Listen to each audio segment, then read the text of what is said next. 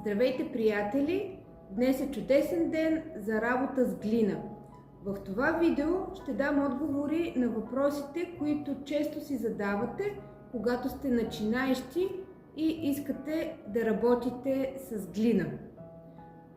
Първият въпрос е къде да седнем, за да работим с глина, къде да се настаним.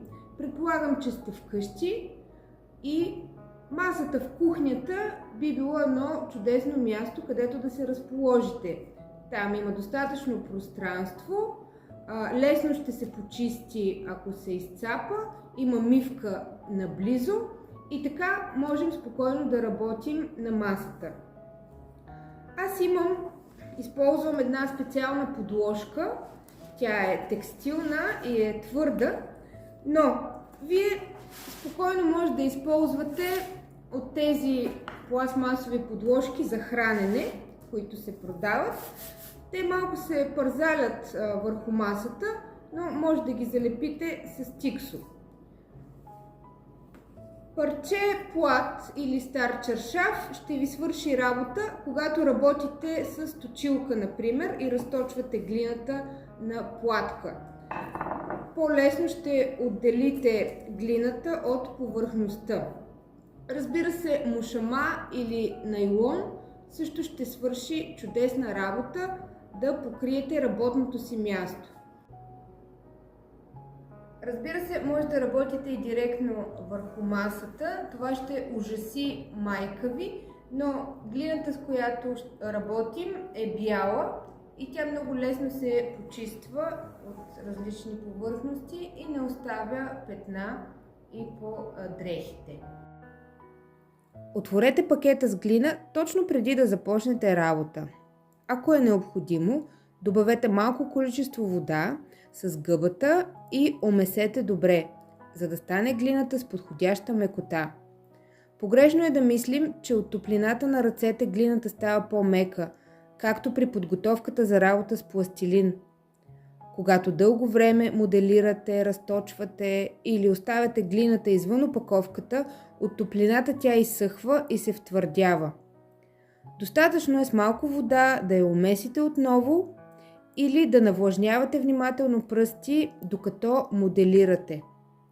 Остатъците от глина винаги прибирайте в нейлонов плик и за по-сигурно може да поставите в стара пластмасова кутия с капак, за да съхраните за по-дълго време.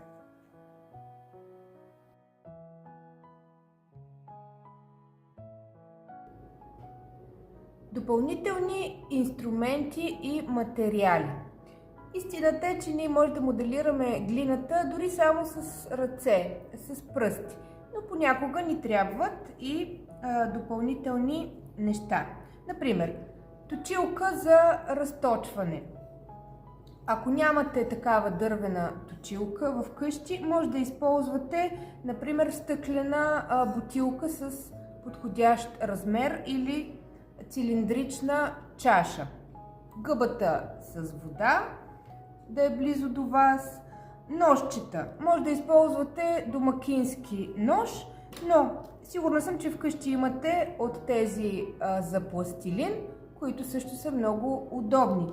В книжарниците, разбира се, продават и специални инструменти за глина. Ако искате, може да си купите. Обикновен молив би могъл да ви свърши работа за гравиране. Аз използвам от тези бамбукови пръчици, шишчета с остър връх. И разбира се, всякакви природни материали може да използвате за декорация на глината. Разходете се и открийте различни такива неща.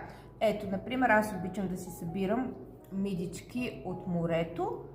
Оказва се, че мога да отпечатвам тяхната повърхност върху глината.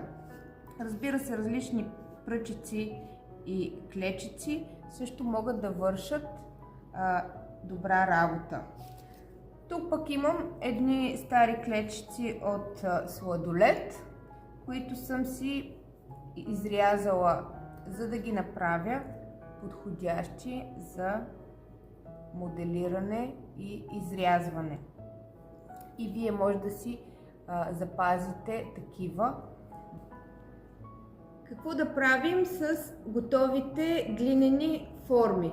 Трябва да ги оставим да изсъхнат добре на една подложка, например от картон.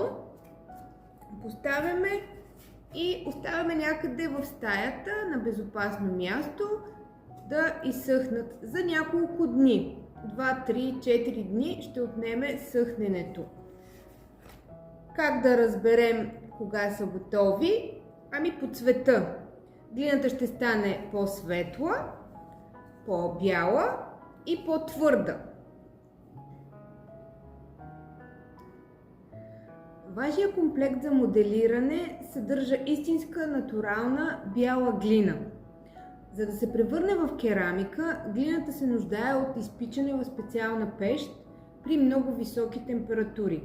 В домашни условия това няма как да стане, затова ще използвате вашите готови глинени форми или съдове само за сухи неща. Например, за ароматна свещичка, като свещник, може да направите сух букет, да аранжирате сухи цветя в тях или да поставите колекцията си от милички и рапанчета, събрани от морето. Не поставяйте храна или течности във вашите глинени съдове. Пожелавам ви приятна работа, бъдете смели да експериментирате с различни материали, а глината ни дава безброй възможности за творческа свобода.